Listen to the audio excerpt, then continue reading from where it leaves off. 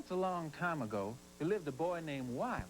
And one day, Wiley had to go down to the swamp to get himself some bamboo to make himself a chicken roost. Well, when he left out of the house, his mama said, "Wiley, you be careful when you go down to the swamp, 'cause the hairy man will get you if you don't watch out." She said, "You take your hound dogs with you, Wiley, 'cause the old hairy man, he's afraid of hound dogs." So Wiley picked up his axe, whistled up his dogs, and started off.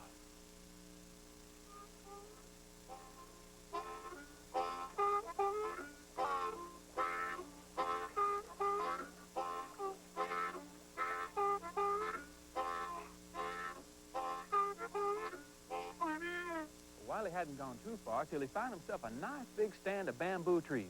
He picked up his old axe and he started it.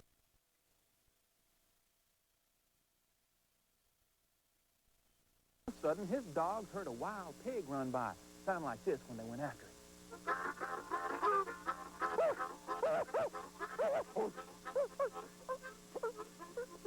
They got so far away, Wiley couldn't even hear those dogs.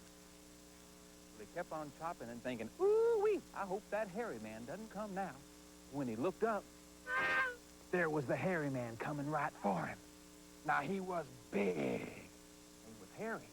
He had big eyes that glowed like coals and big, long, white, pointy teeth with green moss growing on them. He had big, long, black claws on the ends of his fingers, and he had hooves like a cow.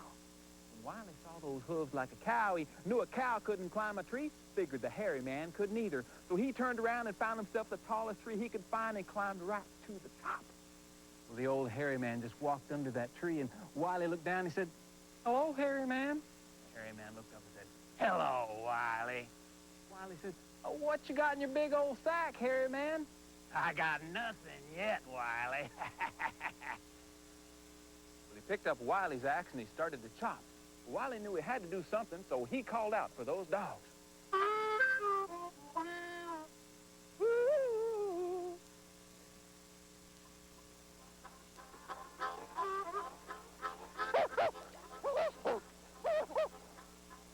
They chased the hairy man right out of the swamp.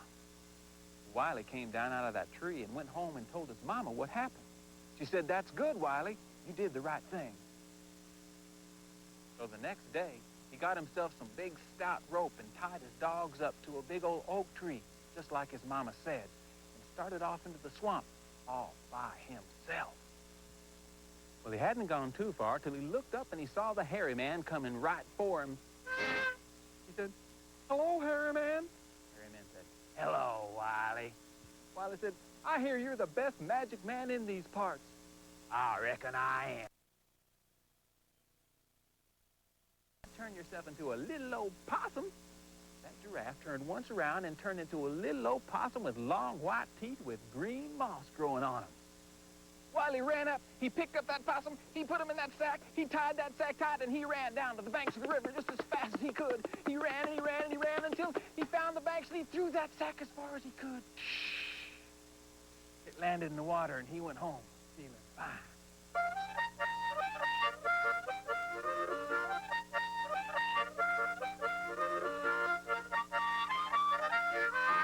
He looked up and he saw the hairy man coming right for him. He said, "Hairy man, how'd you get out of that sack?" "That's easy, Wiley. I just turned myself into the wind and blew myself away." Well, Wiley turned around and looked for a big tall tree, and when he found one, he climbed right to the very top, right next to a little bird's nest. Wiley knew he had to do some fast thinking. He said, "Say, hairy man, I bet you can't make things disappear." "That's what I do best, Wiley. See that little bird's nest?" And it was gone. Wiley said, "Well, I bet you can't make this rope around my waist disappear. My mama conjured this rope, and it's magic." The old hairy man looked up and said, "Wiley, I can make all the rope in this countryside disappear if I want to." Wiley said, "Oh, yeah? Well, let me see you." "All right. All the rope in this countryside disappear." And at that moment, the rope was gone from around Wiley's waist. He had to hold his pants up with one hand, had to hold on the tree with the other, but he knew that rope was gone from around those dogs' necks, too. So he called out for his dogs. Woo! Listen.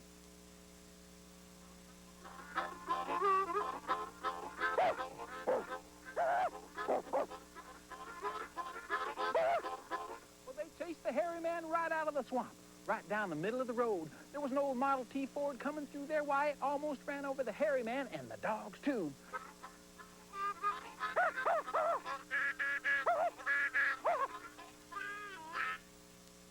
So he came down out of that tree and he went home and told his mama what happened.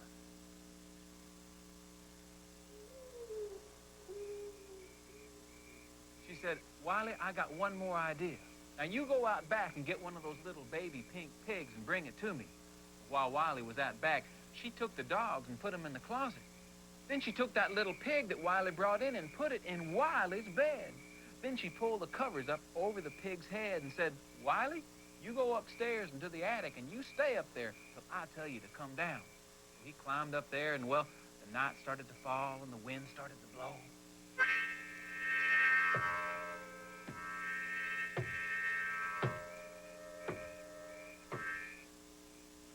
They could hear the old hairy man on the roof of the house, and then he jumped down on the porch and knocked on the door. Wiley's mama said, Who is it? It's me, the hairy man. I'll come for your young'un. He said, Oh, hairy man, you can't have my young'un. You give me that young'un or I'll bring down the lightning and I'll burn down your house. He said, Oh, hairy man, you wouldn't do that. That's mighty mean.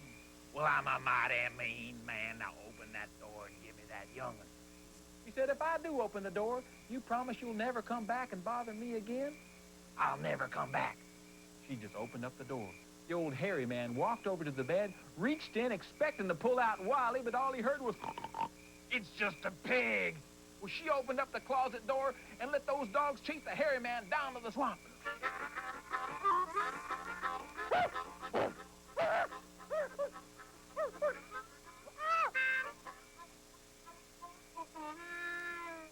Wiley came down out of the attic. He said, Mama, is the hairy man gone? She said, He's gone, Wiley. We fooled him 3 times, and he'll never bother us again. And you know what? He never did bother those folks again either.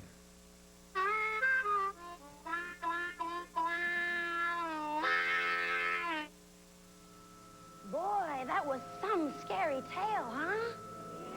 Listen, I gotta go blow out the candle in my pumpkin, so you wait right here and I'll be back.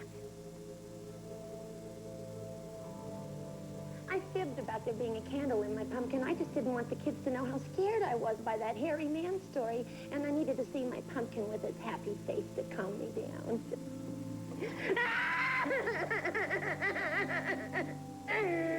Will Sally get her pumpkin back? Stick around to find out. Plus, Vincent Price, Jay O'Callahan, and a host of ghosts. Don't go away. We'll be right back after these messages.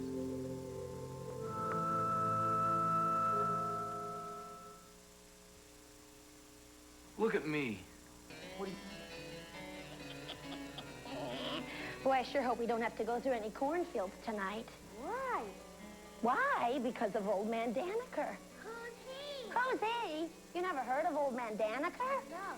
Well, it's quite a story, and Jay O'Callahan is telling it right now. Corydon, Indiana, a sleepy Midwestern town. A place where local folks gather on the Liar's Bench to exchange stories of their lives. A town with miles of cornfields, green pastures, and people living in a peaceful farming existence. Imagine such a life. And then, imagine it all going haywire on Halloween night. Terror stalks the town as it becomes the world of Old Man Danaker. Old Man Danaker loved Halloween too well. In Corydon, Indiana, no one went up to Old Man Danaker's place alone on Halloween. They got friends. Tonight, Paul, Lori Littleton. They went up the hill on Halloween on a dare. They got to the top. Hey, Lori, look. Danaker's house all in darkness. Come on. Go through the cornfield. Be careful of the scarecrows. They knew one of those scarecrows was going to be Old Man Danaker. Paul, he heard the wind in the corn. He saw one of the scarecrows moving in the wind.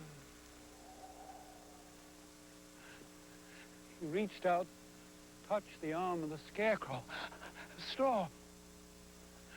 Laurie, she was going by a scarecrow. And she froze. Scarecrow seemed so warm. And she thought the scarecrow was reaching out. Touched her on the shoulder.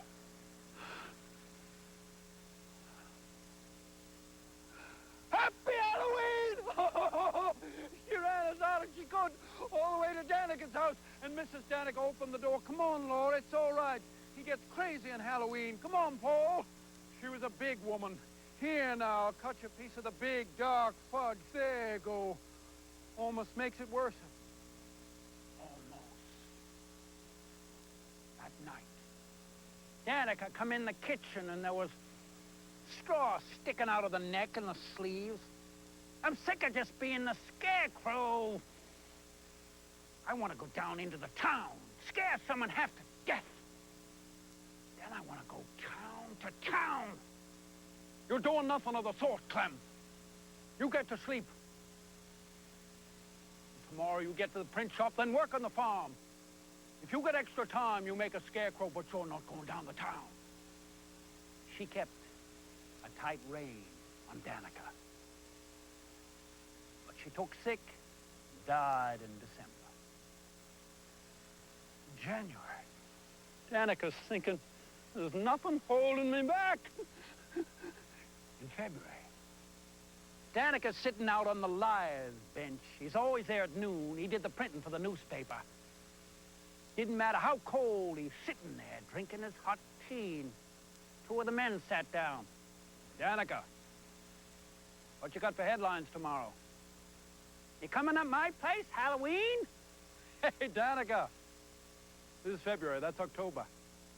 Come up my place. I got something interesting. It got so.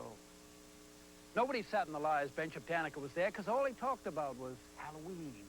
The word got around. A week before Halloween, Paul is coming home from school, and he passed the liar's bench, and Danica stood up. Come here, Paul, come here. I want you to take a picture. Here, the Polaroid camera. Take the picture. Wait a minute. Danica picked up a hollowed-out pumpkin, put it on his head. He carved eyes in it and a crazy smile. Let me just put the sign on, Paul. The sign said Scarecrow Danica dead. All right, now, take the picture. Let me get the arm. Take the picture! Paul took the picture, and Danica didn't bother taking the pumpkin off. Let me see it. Let me see it. You and Laurie come up my place Halloween. Tell your father. Paul told his father, and his father got on the phone, started talking to the parents. That night, 75 people climbed the hill. All the parents are taking their kids. The teenage kids are there. Everybody's laughing. Well, they stopped laughing when they started going through the cornfield, because the wind was blowing the corn and the scarecrows. So they moved through that field. Nothing happened. One of the men, he got right to Danica's door, and he knocked on it. Hey, Danica, Halloween. All of a sudden, the place is on fire. Everybody got back. Hey, look, I think that's Danica on the second floor. You see him in the window? Where? They got back. And you should have seen those pumpkins. It was like wax. They were just melting. Everyone got back. They couldn't put the fire out. A little boy in the back, he fell over a stone. They turned, and it was a gravestone. And it said, Scarecrow Danica. So the firemen, they dug up the grave, and they combed the casket. They got the ropes, and they pulled the casket up. The fire chief said, everybody get back. Will you get the kids back? And the fire chief, he opened up the casket. Oh, Scarecrow Danica. He was lying there with a tuxedo and a pumpkin on his head. The fire chief, he picked up the arm. Straw. She's a scarecrow. You men stay here. When that fire's out, you go through the debris, see if you can find any. Danica's body. They found nothing. No one knew whether Danica was alive or dead. A year passed, and Halloween morning, the kids are going to school again. Hey, look at the pumpkins on the signs, on the lampposts. Look at the smile on them. You don't suppose Danica, he died in the fire. That Halloween, no one went up the hill to Danica's. People went out, with 12 people. Joni Robbins, she had 13 of the kids with her and her parents, and Joni, she ran down the street and down the alley. She was going to scare everybody. She went running all the way down. It was dark. And then she was getting her breath. She leaned against the lamppost, and she thought it moved. And she could barely breathe. She thought something was reaching out for her. And she managed to turn, look up. Happy Halloween! It was Danica. Mrs. Robbins came around, and she saw Danica disappearing down the alley. This Halloween, have someone with you. If you're alone, you go by a lamppost. It's going to reach out, and it's going to touch you. Happy Halloween! Old man Danica, he's alive! Oh, yes, he is.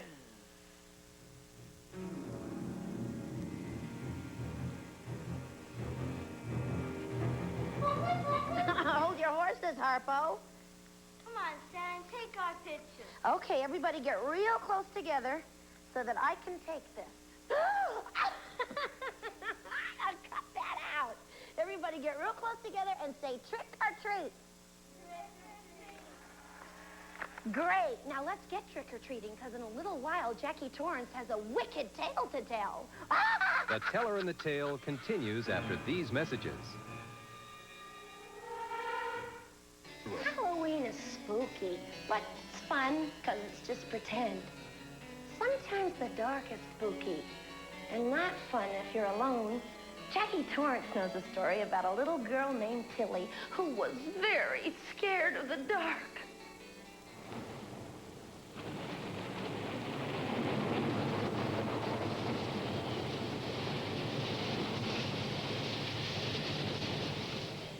The story of Tilly. Now, this is the story of a little girl who lived way up in the mountains in a log cabin. This log cabin had an upstairs and a downstairs, and Tilly's room was upstairs. And every night when it was very dark outside, Tilly's mother and father would light candles all around the house, everywhere but upstairs in Tilly's bedroom. And every night at bedtime, Tilly's mother would say, "Tilly, it's time to go to bed." And Tilly would say, "But I don't want to go to bed. It's dark up the stairs, and you won't let me take the candles up the stairs." And Tilly's mother would say, "There's nothing up the stairs, Tilly. Go to bed." And poor little Tilly had to climb 8 dark stairs to get into her room. One night, when Tilly's mother said, "Tilly, it's time to go to bed," and Tilly said, "But I don't want to go to bed," and Tilly's mother said, "Go to bed, Tilly." Tilly ran all the way up the 8 dark stairs, ran over to her bedroom door, opened the door, ran across the room, leaped into the bed, and pulled the covers over her head. But she wasn't really sleeping. "What will I do?" she said, "in a little dark room, and I'm not sleepy. I'll play a game." She thought about what she did yesterday, and the day before that, and the day before that. But just as Tilly was in the midst of thinking about what it was she'd do the day after tomorrow, she heard something on the bottom of the stairs. It was a voice, and the voice said, "Tilly, I'm coming up the stairs to get you." And Tilly said, "Uh-oh, who is that?" She said, I know. It's Mommy. She's playing a game. I'll listen and make sure. And the voice said again, Tilly, I'm on the first step. Oh, Tilly said, that's not Mommy. Tilly, I'm on the second step. Oh, Tilly said, that's not Daddy either. Tilly, I'm on the third step. Oh, Tilly said, whatever shall I do? I know, she said, I'll get up and I'll go downstairs and I'll get in bed with Mommy and Daddy. I can't do that. I'll pass whatever it is on the stairs. Tilly, I'm on the fourth step. Oh, poor Tilly. She's all alone in that little room. I know, Tilly said. I'll go out the window. But it's too small. Tilly, I'm on the fifth step. Oh, Tilly said, it's coming closer and closer. Whatever shall I do? Tilly, I'm on the sixth step. Oh, Tilly said, it's not Mommy, it's not Daddy. I can't go down the stairs. So she pulled the covers up around her head, hoping that she wouldn't be able to hear it. But she heard just the same. Tilly, I'm on the seventh step. Oh, poor Tilly.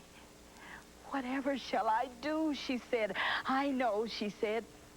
I'll just take a great big deep breath and I'll call Mommy and Daddy. They'll come up with me. And that's what she did. She took a great big deep breath. Mommy, Daddy, Mommy, Daddy, Mommy, Daddy, Mommy, Daddy, Mommy, Daddy, Mommy, Daddy. Mommy can't hear Tilly. Daddy can't hear Tilly. She can't go down the stairs. It's not Mommy's voice. It's not Daddy's voice. And then she heard, Tilly, I'm on the eighth step. Oh, Tilly said, it's just outside my door. She waited and she listened, and then she heard the door of her room opening.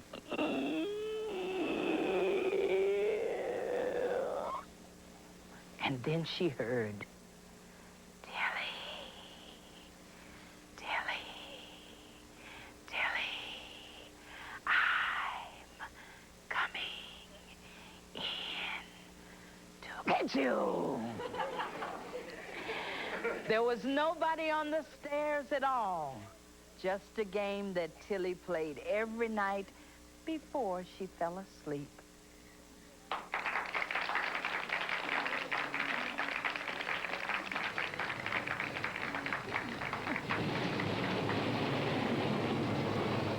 Coming up, Vincent Price, ghost hunter Hans Holzer, and many wicked wonders. The Teller in the Tale continues after these messages.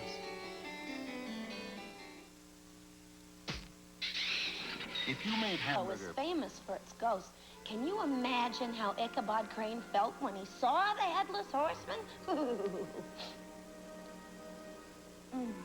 You know, Hans Holzer hunts for ghosts, real ghosts. And he found some in New York City, right in the middle of Manhattan. Watch.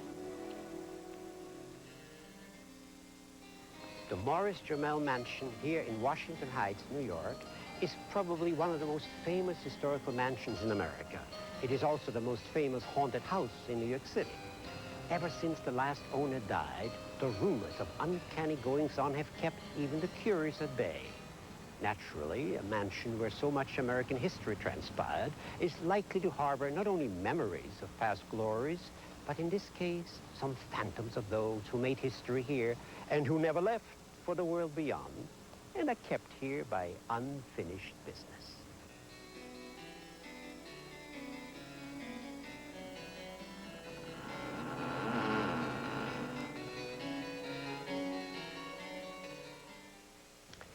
One fine day in 1810, a French wine merchant, Stephen Jumel, drove by the mansion with his ambitious wife, Betsy. Naturally, he had to buy her the house, where they lived until 1832. It was in that year when an unfortunate accident made Madame Jumel a widow. Unfortunate mainly for Mr. Jumel, because Betsy arranged for her husband's untimely death.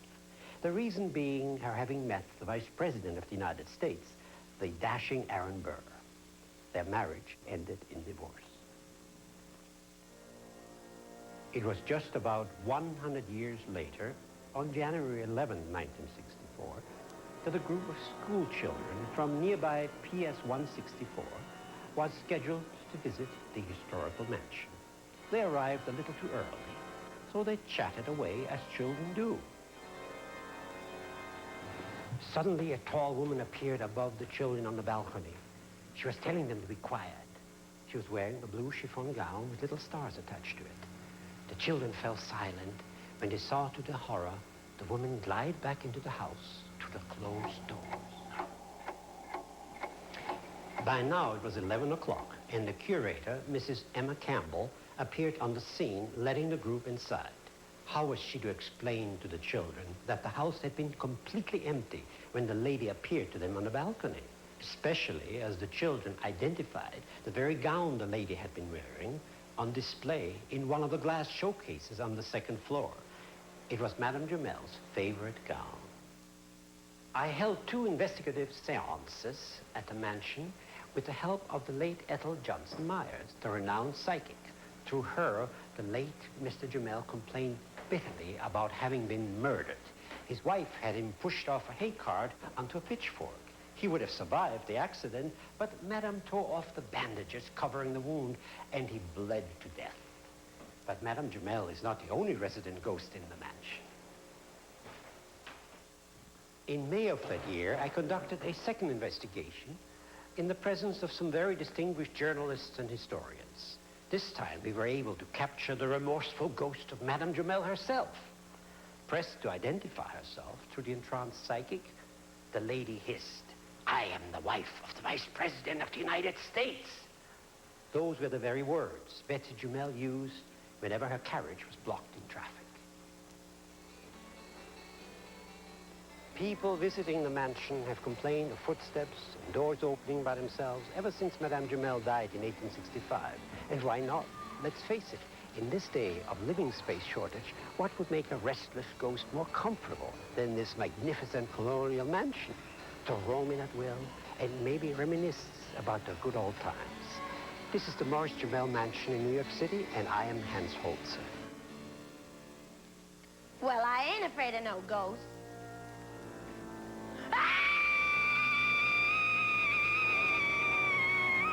Coming up next, the master of mystery, Vincent Price, telling Edgar Allan Poe's classic, The Raven. We'll be right back after these messages. I'm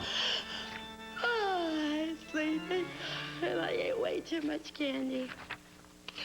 Oh, The Raven. I remember hearing Vincent Price tell that story, and no one tells it the way he does.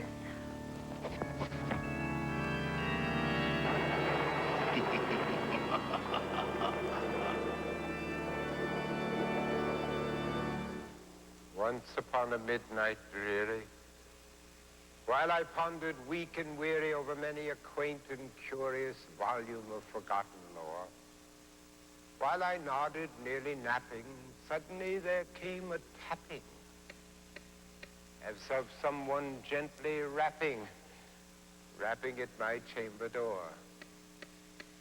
"'Tis some visitor," I muttered, tapping at my chamber door.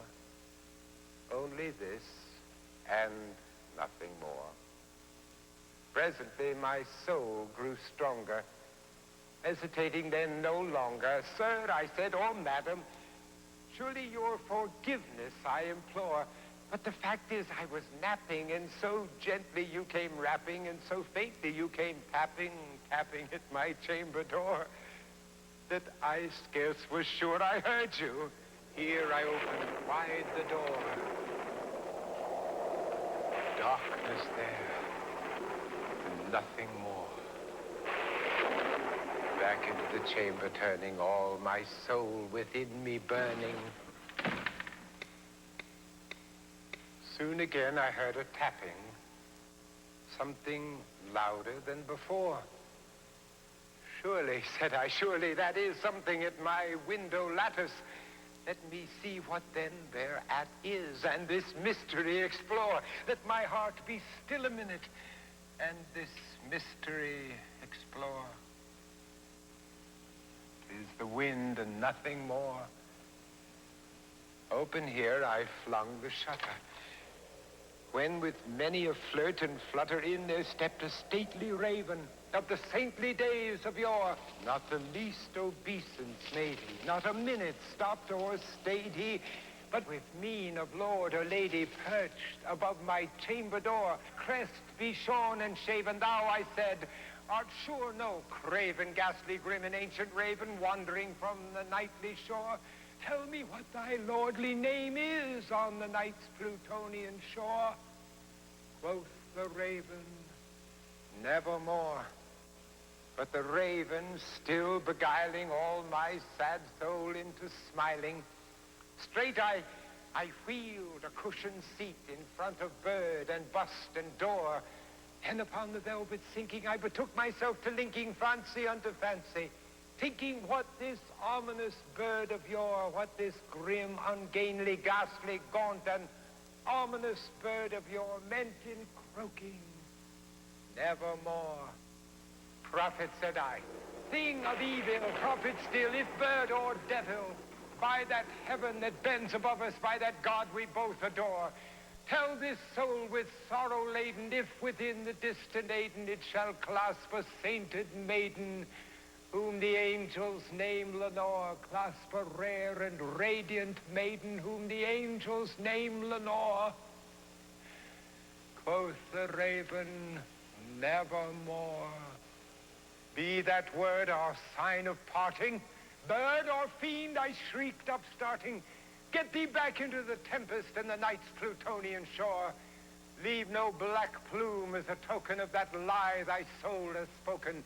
Leave my loneliness unbroken. Quit the bust above my door. Take thy beak from out my heart, and take thy form from off my door. Quoth the raven, nevermore. And the raven, never flitting, still is sitting on the pallid bust of Pallas just above my chamber door. And his eyes have all the seeming of a demon's that is dreaming, and the lamplight o'er him streaming throws his shadow on the floor. And my soul from out that shadow that lies floating on the floor shall be lifted nevermore.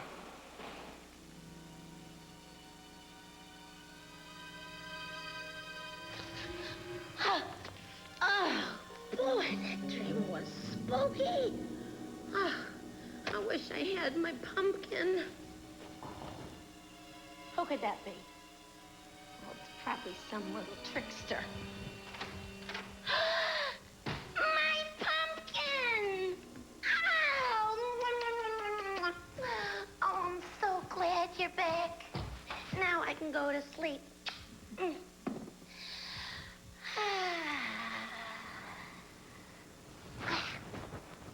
I can't go to sleep. I'm all shook up. Jackie can help. Oh, that's right. When we come back, Jackie's going to tell us how to protect ourselves from all sorts of gremlins. Don't go away. The Teller in the Tale continues after these messages. It's a... All the scary stories.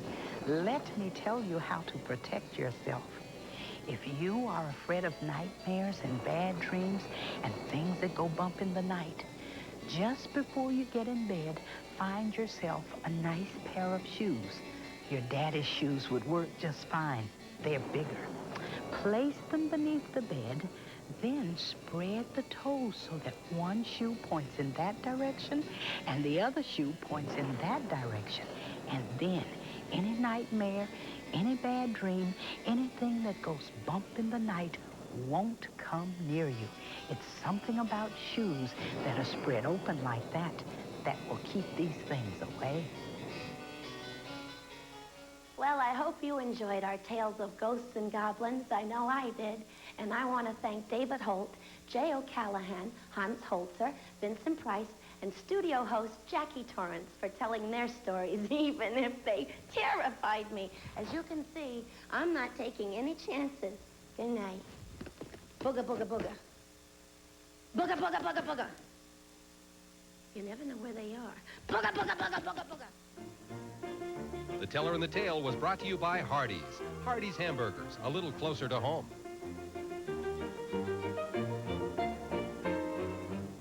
Kids, here are some tips for a safe Halloween. Carry a flashlight and only go to houses where you know someone. While you're walking, watch carefully for cars and other traffic. Have Mom or Dad check all your candy when you get home. Don't cheat and eat it before you get home. Be careful with lighted candles or jack-o'-lanterns. Don't use fireworks without adults around. Follow these simple hints and you'll have a safe and happy Halloween. Trick or treat.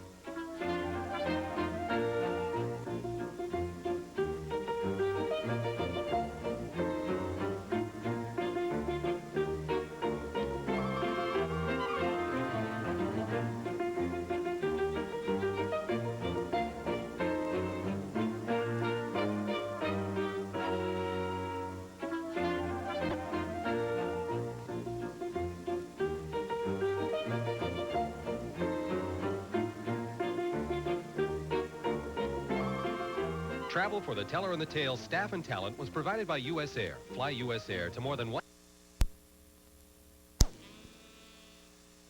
Welcome to Pacific Tech, the institution for ultra-bright intellectuals. I was thinking of the immortal words of Socrates.